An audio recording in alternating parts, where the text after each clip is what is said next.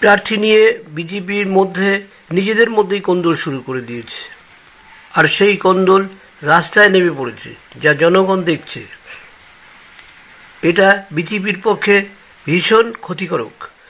সঙ্গে সঙ্গে এই সব ব্যক্তিদের, যারা বেআইনি, যাদের টিকিট দেওয়া হয়নি, তাকে সঙ্গে সঙ্গে বহিষ্কার করতে হবে এবং ঘোষণা করে দিতে হবে, একে আমরা বহিষ্কার করলাম, এ কিন্তু আমাদের বিজেপি প্রার্থী নয়।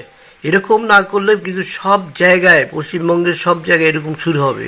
আমি আগে থেকেই বলেছি, আমাদের পশ্চিমবঙ্গের লোক ভীষণ লোভী, এত লোভী মানুষ এখানকার, একবার যদি কোনো ক্ষমতা হাতে পায় সে একদম চেষে বুঝে খেয়ে নেবে।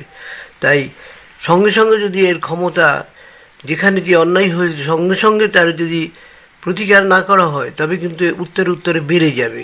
আসুন কি হয়েছে সেটা নিয়ে এক আলোচনা করি। প্রার্থী নিয়ে বিজেপির কোন্দল রাস্তায়। ময়নাগুড়িতে মনোনয়ন ডালিম ও কৌশিকের। একই কেন্দ্রে পদ্মের দুই প্রার্থী, দুজনেরই দাবি তিনি ময়নাগুড়ির অরিজিনাল বিজেপি ক্যান্ডিডেট। আর তাদের মনোনয়ন ঘিরেই শনিবার নজিরবিহীন ঘটনার সাক্ষী রইল জলপাইগুড়ি। কারণ প্রার্থী নিয়ে বিজেপির অন্দরে ডামাডোল নেমে এলো রাস্তায়। দুই নেতাই এদিন ছিলেন শ্বেত শুভ্র পোশাকে, সাদা পাঞ্জাবি, কপালে গেরুয়া তিলক, আর সঙ্গে হাফ ডজন কেন্দ্রীয় বাহিনী জওয়ানকে নিয়ে বেলা 10:30 নাগাদ জলপাইগুড়িতে জেলাশাসকের কার্যালয়ে ঢোকেন কৌশিক রায়। তার মিনিট 10-এর মধ্যেই চলে আসেন ডালিম চন্দ্র রায়ও, পরনে সাদা ফতুয়া ও গলায় গেরুয়া উত্তরীয় জড়ানো, সঙ্গে জানা কয়েক বিজেপি কর্মী। ঘণ্টাখানেক পর ডিএম অফিস থেকে বেরিয়ে কৌশিক সগর্বে বলেন, ময়নাগুড়ির আসলে ভারতীয় জনতা পার্টি প্রার্থী হিসেবে মনোনয়ন জমা করলাম। দলের প্রতীক পেলেন? প্রশ্ন শুনে বিজেপির বিধায়ক সংক্ষিপ্ত উত্তর, যেটুকু বলা বলে দিয়েছি। এরপর সোজা গাড়িতে উঠে চলে যান তিনি। ময়দান ছাড়ার প্রায় আধ ঘন্টা পর বেরিয়ে বিজেপি জেলা কমিটির সদস্য ডালিমও নিজেকে ময়নাগুড়ির কেন্দ্রের বিজেপি প্রার্থী বলে দাবি করলেন। বলেন, কে কি দাবি করেছেন তা নিয়ে আমার কোনো মাথা ব্যথা নেই। দল আমাকে প্রতীক দিয়েছে। ডালিম যখন নিজেকে ময়নাগুড়ির পদ্মপ্রার্থী হিসাবে প্রমাণ করতে তার নামে পাঠানো দলের ফর্ম এ এবং ফর্ম বি তুলে ধরেন, ঠিক তখনই সোশ্যাল মিডিয়ায় বোমা ফাটালো কৌশিক। পোস্ট করেন নিজের নমিনেশন জমা দেওয়ার ছবি, সঙ্গে ক্যাপশনে লেখেন, বিজেপির হয়ে দ্বিতীয়বার জন্য মনোনয়নপত্র দাখিল করলাম। ডালিম শিবিরে এই খবর পৌঁছতে বেশি সময় লাগেনি, পাল্টা দিতে কোমর বেঁধে তার গোষ্ঠী। তবে এরপর যে ঘটনা ঘটে তা সত্যিই অবাক করা।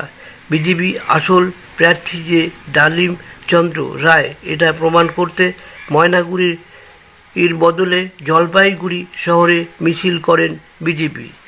আর সেই মিছিলে হাঁটেন স্বয়ং প্রাক্তন বঙ্গ বিজেপি সভাপতি তথা বর্তমানে কেন্দ্রীয় মন্ত্রী সুকান্ত মজুমদার। মিছিল শেষে সুকান্তবাবু মন্তব্য, ময়নাগুড়িতে আমাদের প্রার্থী ডালিমচন্দ্র রায়। এই বার্তা দিতেই এদিন জলপাইগুড়ি শহরে মিছিল করা হলো। মিছিলে জলপাইগুড়ি শহরের কিছু নেতা থাকলেও কর্মীদের 90% ছিলেন ময়নাগুড়ির। কিন্তু ময়নাগুড়ির পদ্মপ্রার্থী হিসেবে ডালিমকে সিলমোহর দিতে জলপাইগুড়ি শহরে মিছিল কেন? জেলা বিজেপি নেতৃত্বের কাছে অবশ্যই এই প্রশ্নের উত্তর মেলেনি। ফলে দিনের শেষে ধোঁয়াশা কাটেনি। গেরুয়া শিবিরের কর্মীদের সন্ধ্যায় জেলা প্রশাসনের তথ্য স্পষ্ট, ময়নাগুড়িতে বিজেপি প্রার্থী হিসেবে এদিন জমা পড়েছেন 2টি মনোনয়নপত্র। এদিন জলপাইগুড়ি শহরের সুকান্তবাবুর পাশে হেঁটে গোটা মিছিল ভোটারদের উদ্দেশ্যে হাত নাড়ান ডালিম। অথচ সেই মিছিলের আগাগোড়া কোথাও দেখা যায়নি জলপাইগুড়ির আসনের বিজেপি প্রার্থী। এটা কি একটা পরিস্থিতি! এই পরিস্থিতি চললে তো সারা পশ্চিমবঙ্গে এই ধরনের ঘটনা ঘটবে। ঘোষ প্রার্থী তো একটা তো আছেই, সুকান্ত মজুমদার একজন মন্ত্রী, সে তো বুঝে কিছু করা উচিত, কি করলো বোঝা গেল না, পরেই তার পরিস্থিতি বোঝা যাবে।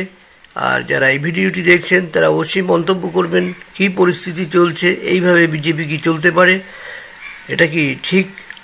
বিজেপির ভিতরে যদি এইভাবে রাস্তায় তার কোন্দল নেমে আসে তাতে জনগণ বিভ্রান্ত হয়ে যাবে।